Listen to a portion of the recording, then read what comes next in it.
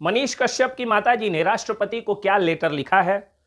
परमहंस आचार्य महोदय ने 10 करोड़ रुपए का इनाम एम.के. स्टालिन के बेटे उदयनिधि स्टालिन का सर कलम करने पर 10 करोड़ की राशि का इनाम क्यों रखा है और उस मामले में क्या हुआ? और आपके जिले में या बिहार के अलग अलग जिलों में इन दिनों अपराध का ग्राफ कैसे बढ़ रहा है? भारतीय जनता पार्टी के सांसद, भोजपुरी के अभिनेता और गायक मनोज तिवारी ने क्या कहा? उसके अलावा एम.के. स्टालिन के बेटे उदयनिधि स्टालिन पर आईपीसी की यानी इंडियन पेनल कोड की किन किन धाराओं में केस दर्ज हो सकते हैं, ये सब हम लोग इस वीडियो में बात करेंगे आगे। उसके पहले मेरा परिचय। नमस्कार, जय हिंद, जय बिहार। मेरा नाम है एस.के. पंकज और मैं हूं एक फुल टाइम वकील और पार्ट टाइम पत्रकार। आप लोग सब लोग जानते हैं कि एम.के. स्टालिन के बेटे उदयनिधि स्टालिन ने कहा है सनातन जो है वो डेंगू, मलेरिया, चिकनगुनिया, कोलेरा जैसी एक बीमारी है, महामारी जैसी है, इसको समाप्त किया जाए। उसके बाद से देश के गृह मंत्री हो, भारतीय जनता पार्टी के अध्यक्ष हो, बड़े बड़े प्रोमिनेंट चेहरे हो या और लोग हो, सब लोगों ने अपनी अपनी टिप्पणियां दी है। उसमें मनीष कश्यप को लेकर के लोग तुलना कर रहे हैं कि सन ऑफ बिहार मनीष कश्यप पर जो आशंका के आधार पर जो एनएसए लगा है, तो फिर स्टालिन के बेटे के ऊपर एनएसए क्यों नहीं लग सकता है?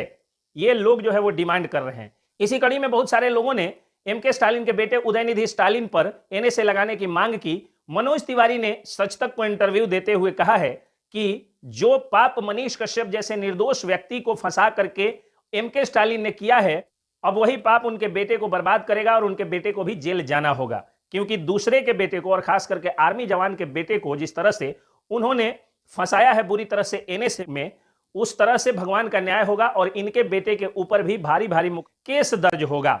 इंडियन पेनल कोड की धारा 295, 153, 499, 500, तो जिस तरह से उन्होंने हिंदुओं को की मानहानि की है, जिस तरह से वर्ग संघर्ष और जिस तरह से दंगा भड़काने की कोशिश की है, उन पर 295, 153, 599 और 500 आईपीसी की धाराएं लग सकती हैं। अभी भी अगर कोई व्यक्ति चाहे तो उनके खिलाफ अलग अलग थानों में एफआईआर दर्ज करा सकता है या कोर्ट में भी कंप्लेंट केस कर सकता है। एक एफआईआर भी उनके खिलाफ दर्ज हुआ है जो सुनने में आ रहा है, और एक कोर्ट केस भी उनके खिलाफ सुनने में आ रहा है कि हुआ है। तो जिन लोगों को अगर भावनाएं आहत हुई हैं, एक वकील के रूप में मैं उनको जो है ये सलाह दे रहा हूं, क्योंकि लोगों ने मुझसे पूछा एम.के. स्टालिन के बेटे उदयनिधि स्टालिन पर कौन कौन सी धाराएं लगाई जा सकती है, तो इन धाराओं में कंप्लेंट केस या एफआईआर आप लोग दर्ज करा सकते हैं। अब दूसरी बात हो गई कि परमहंस आचार्य जो हिंदू धर्म गुरु हैं, उन्होंने कहा था कि एम.के. स्टालिन के बेटे उदयनिधि स्टालिन का सर कलम करके लाने वाले को वो 10 करोड़ रुपए देंगे। तो उन्होंने जब कहा, उसके बाद फिर कहा कि अगर संभव हुआ, अगर ये राशि कम पड़ी तो उससे ज्यादा भी हम दे देंगे।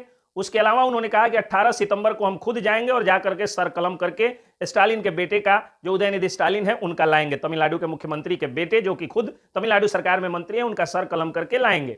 उसके बाद परमहंस आचार्य पर आनन फानन में तमिलनाडु में एफआईआर दर्ज कर लिया गया है और देशद्रोह का मुकदमा दर्ज किया गया है, जैसा उन्होंने एएनआई को बाइट देकर के बताया है कि उन पर सेडिशन यानी देशद्रोह, राष्ट्रद्रोह की मुकदमाएं लगाई गई है। अब सोच करके देखिए, एक तरफ सच्चे सनातनी, अच्छे और सच्चे पत्रकार, सन ऑफ बिहार, हिंदी भाषियों का गौरव, हिंदी पत्रकारिता का गौरव मनीष कश्यप के ऊपर एनएसए लगा देना और एक हिंदुवादी संत पर, एक हिंदू संत पर देशद्रोह और राष्ट्रद्रोह का मुकदमा दर्ज कर देना, कितना बड़ा दुस्साहस है। और ये लोग सनातन धर्म को आखिर समझ क्या रहे हैं? बिहार सरकार को उनका अपना बेटा मनीष कश्यप तो गलत करते हुए दिख गया, जबकि उनकी गलती भी नहीं थी और फर्जी मुकदमे भी दर्ज हो गए, लेकिन पता नहीं स्टालिन के बेटे के ऊपर बिहार सरकार के द्वारा मुकदमे क्यों नहीं दर्ज किए जा रहे हैं। खैर, बिहार सरकार पूरी तरह से किस तरह फेल दिख रही है और कानून व्यवस्था किस तरह से एक बड़ा मुद्दा बनता दिख रहा है, क्योंकि जिस तरह से अपराधी बेखौफ हो गए हैं। मोतिहारी के घुसियार गांव में, इधर 3 दिनों की मैं घटना सुना रहा हूं, मोतिहारी 3 दिनों में 3 मर्डर हुए हैं और एक और मर्डर की सूचना भी मिल रही है, यानी 3 दिनों में लगभग 4 मर्डर्स हो गए हैं। मोतिहारी के घुसियार में एक युवक को गोली मार दी गई और बाद में गला भी रेत दिया गया।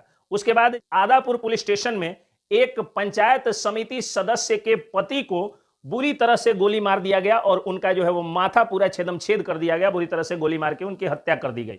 यानी एक तरफ आम युवक की हत्या, दूसरी तरफ जनप्रतिनिधि के परिवार वालों की हत्या। केसरिया थाना क्षेत्र में एक चाचा ने अपने भतीजे की हत्या कर दी, चाचा भतीजा में जमीनी विवाद हुआ और वहां पर हत्या हो गई, यानी कानून का डर वहां भी नहीं दिखा। और सबसे ज्यादा चंपारण सहित पूरा बिहार शर्मसार हो गया, क्योंकि अहिंसा की धरती पर एक एसएसबी जवान को अपराधियों ने सिर्फ इसलिए मार दिया इसलिए उनकी हत्या कर दी क्योंकि वो अपने मां का इलाज करा करके आ रहे थे और अपराधियों ने उनका पैसा छीनना चाहा, वो नहीं दिए, विरोध किए, जिसके कारण उनकी गोली मार करके हत्या कर दी गई। तो आप देख लीजिए कि एक अर्धसैनिक बल, एक सशस्त्र सीमा बल का जवान जो सीमा पर सशस्त्र ढंग से, सबल और मजबूत ढंग से हमारी रक्षा करता है, बिहार की महागठबंधन सरकार उसकी भी रक्षा नहीं कर पाई। बिहार सरकार में एक आर्मी जवान के बेटे के ऊपर एनएसए लगा और एक एसएसबी जवान को ही उसके मां के सामने मार दिया गया।